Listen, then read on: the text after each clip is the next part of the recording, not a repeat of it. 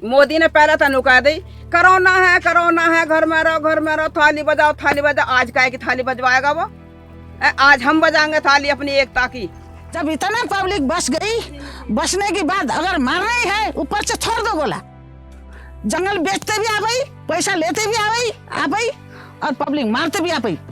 जब वोट मांगने आते तो मुझे खुशी होती है, मेरा नेता जीतेगा और हमारे लिए कुछ विकास करेगा। कुछ मेरे लिए नेता ये विकास कर रहा है, मेरे घर उजाड़ रहा है। कहीं ऐसा ना हो कि वो कोरोना के खेमे में सरकार खुद फंस जाए। नहीं देंगे वोट, कोई देगा तो देगा, मैं नहीं दूंगी, चाहे मैं मर जाऊं मैं दूंगी नहीं वोट।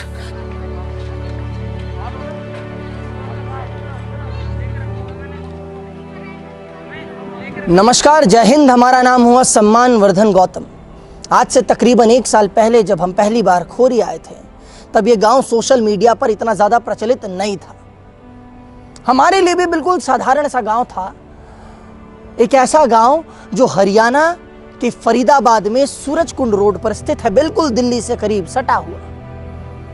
लेकिन जब पहली बार हमने खोरी गांव के भीतर प्रवेश किया था तो हमें आवाज़ सुनाई दी थी, आवाज़ दीवारों के चीखने की, आवाज़ औरत बच्चे बूढ़ों के बिलखने की, और सारी आवाज एकजुट होकर के केवल एक बात कह रही थी, सिर्फ एक, कि हमारे घरों को मत तोड़ो। सुप्रीम कोर्ट ने एक दिशा निर्देश जारी करी है फरीदाबाद म्युनिसिपल कॉरपोरेशन को कि वो किसी भी प्रकार के इंक्रोचमेंट को रोक सकते हैं, और उस इंक्रोचमेंट को रोकने के लिए 10,000 घरों को अरावली की पहाड़ी के बीचों बीच खोरी गांव में तोड़ना पड़ेगा। तब जब हम गए थे तब करीबन 1200 घर टूटने वाले थे, 1200 घर। लेकिन वो दहशत पूरे 10,000 घरों में फैली हुई थी। केवल 1200 घरों तक सीमित नहीं थी, आज वो पूरा गांव उसकी चपेट में है पिछले 1 साल से। एक बार आप रुकिएगा और मनोस्थिति समझने की कोशिश कीजिएगा। आपके घर का एक दीवार टूटता है तो रात रात भर नींद नहीं आती, हफ्ते हफ्ते भर। एक स्विच खराब हो जाए तो जब तक पंखा बंद नहीं जाता है तब तक आप बैठ के इंतजार कर रहे हैं कि इलेक्ट्रीशियन बाबू आएंगे और आकर के हमारा पंखा बना के जाएंगे, तब हम सोएंगे। रात में बिजली कट जाती है तो रात भर जग के गुजार देते हैं या गाड़ी में जाकर के बैठ जाते हैं एसी के भीतर। जो पिछले 1.5 साल से 2 साल से इस मनोस्थिति में जी रहे हैं कि मेरा घर टूटने वाला है। घर टूटने का मतलब समझते हैं ना आप? आज से जब 1 साल पहले हम आए थे ना, तो हमने छोटी सी आवाज को बड़ी करने की कोशिश की थी कि महलों में बैठे हुए उन बादशाहों को पता चले कि खोरी गांव कैसे रो रहा है। जब उसकी आवाज बड़ी होगी ना तो बादशाहों के कान पर जू रेंगेगी। जू क्यों रेंगवाने की बात करें, क्योंकि डिसीजन तो सुप्रीम कोर्ट का आया है ना। म्युनिसिपल कॉर्पोरेशन तोड़ने आ रहा है फरीदाबाद में, केंद्र सरकार का क्या लेना है? तब से हमारे कमेंट पे पूछा जा रहा था ये बात। एक बात हमें समझने की आवश्यकता है कि जब इंक्रोचमेंट है, एक ऐसी जमीन है जिसको पैसा देके खरीदा गया है, लोगों के द्वारा घर बनाया गया है, लोगों के द्वारा गलत जमीन पर था, भूमाफियाओं ने बेचा, इन लोगों ने खरीदा, घर बना लिया, क्या पता होता है लेमैन को। जब उन घरों को तोड़ा जा रहा है तो क्या सरकार का ये दायित्व नहीं बनता कि उन्हें जहां से विस्थापित किया जा रहा है उन्हें पुनः कहीं भी विस्थापित किया जाए? फरीदाबाद में, दिल्ली में, कहीं पे भी। ये नैतिक दायित्व बनती है किसी भी सरकार की, किसी भी सरकार की, दुनिया की कोई भी सरकार हो। ये नैतिक दायित्व है उस सरकार की जो इन्हीं के कंधों पर चढ़कर, इन्हीं के कंधों को सीढ़ियां बना करके सबसे ऊंचे शिखर पर पहुंचते हैं। वो संविधान की आखिरी सीढ़ी पर बैठे हुए उन लोगों की आवाज को क्यों नहीं सुन पाते हैं कि जिन लोगों को विस्थापित किया जा रहा है, जिन लोगों के घरों को उजाड़ा जा रहा है, उन्हें पुनः स्थापित किया जाए। केवल यही आग्रह है, और ये कोई नई नहीं है ना बुरी है, ये सरकार का नैतिक जिम्मेदारी बनता है। ये सवाल है जो जनता को पूछनी चाहिए। ये सवाल केवल फर्जी मावत को नहीं, ये सवाल आपकी और हमारी होनी चाहिए। और बड़े बड़े महलों में बैठे हुए बड़े बड़े राजशाहों तक आवाज तब पहुंचेगी जब जनता साथ मिल करके चिल्लाएगी। जब पहली बार हमने ये वीडियो डाला था ना, हम उतने बड़े नहीं थे, लेकिन आप लोगों ने मोहब्बत बरसा दी हमारे लिए, फर्जी मावत के लोगों के लिए। आपसे एक और आग्रह है कि आज जब हम फिर से मिले हैं ना, उतना ही मोहब्बत बरसाइएगा और वीडियो अंत तक देखिएगा। ताकि महलों में बैठे हुए सुल्तानों की नींद उछटे। क्योंकि अगर नींद नहीं उछटेगी ना तो आज खोरी गांव रो रहा है, कल कोई और गांव रो रहा होगा और कोई मदद करने नहीं आएगा। हम जब खोरी गांव में आए तो मैंने पूछा तो बोले कि हाँ प्लॉट कट रहे हैं। डीलर बोले कि ले लो प्लॉट, तुम्हारे 1 लाख में प्लॉट आ जाएगा।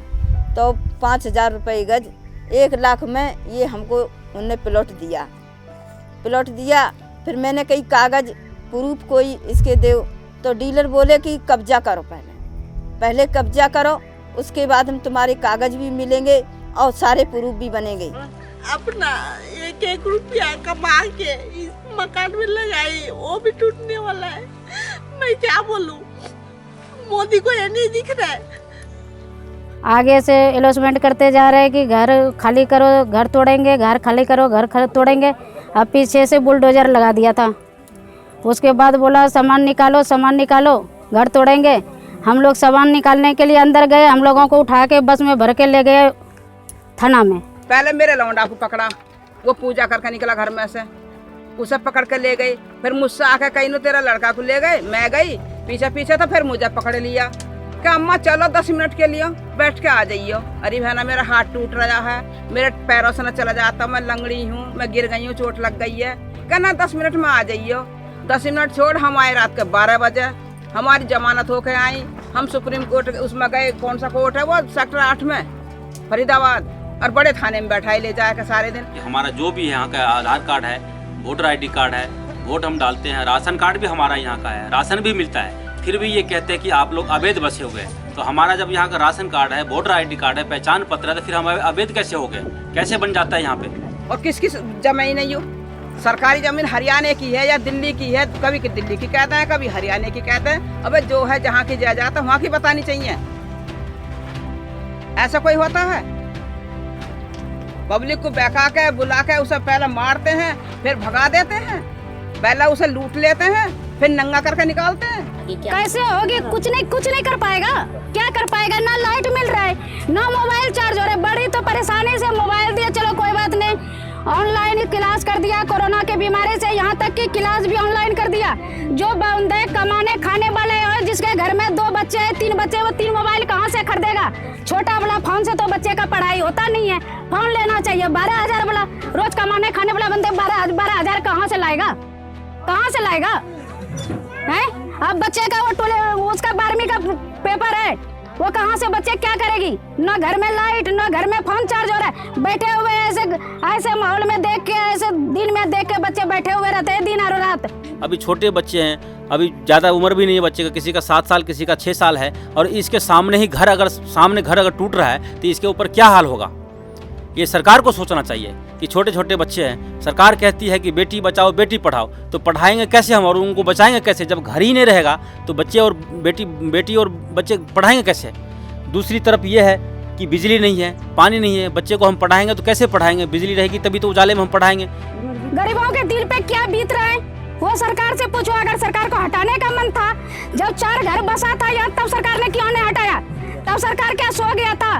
तब दिखाई नहीं दे रहा था सरकार को? बताइए। और अब जब बसते बसते यहाँ रोड तक इंसान ठग गए, यहाँ करोड़ों के आदमी बस गए। अब सरकार को दिखाई दे रहा है कि यहाँ पब्लिक बसा हुआ है। इतना दिन से सरकार कहाँ था? कुछ भी ना बचा। बताओ क्या करें हम, कहाँ चले जाएं?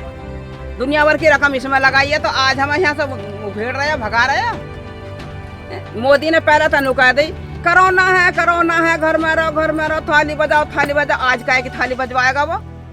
आज हम बजाएंगे थाली अपनी एकता की। तो 1-2 मकान बैठते भी वो ये बोलना चाहिए कि ये सरकारी जंगल है, यहाँ पर गरीब, यहाँ पैसा मत डालो, यहाँ नहीं रहो, यहाँ मत रहो, ये बोलना चाहिए था। जब इतना पब्लिक बस गई, बसने के बाद अगर मारना ही है, ऊपर से छोड़ दो गोला। जंगल बेचते भी आ गई, पैसा लेते भी आ गई और पब्लिक मारते भी आ गई। उन लोगों ने किस प्रकार से एक ईंट को किस प्रकार से 1-1 रुपए जोड़कर खरीदा था, और आज अचानक वो ढह गया, तो उनका जो मानसिक सोचने की क्षमताएं हैं, आज उनकी जो मानसिक हालत है वो बहुत ही बुरे दौर से गुजर रही है। उनके ऊपर कितना बुरा प्रभाव पड़ रहा है, इसके लिए सरकार कहीं पर भी संवेदनशील नज़र नहीं आ रही है। या अगर सरकार ने मारने चाह रहे तो या तो जहर दिलवा दो, या तो सरकार ने फिर वहीं से गोली चला दो। यहाँ जितना पब्लिक अभी घर टूटा हुआ है, सारे यहाँ बसा हुआ है, सारे मर जाएंगे, चले जाएंगे, उनका जगह पूरा खाली हो जाएगा।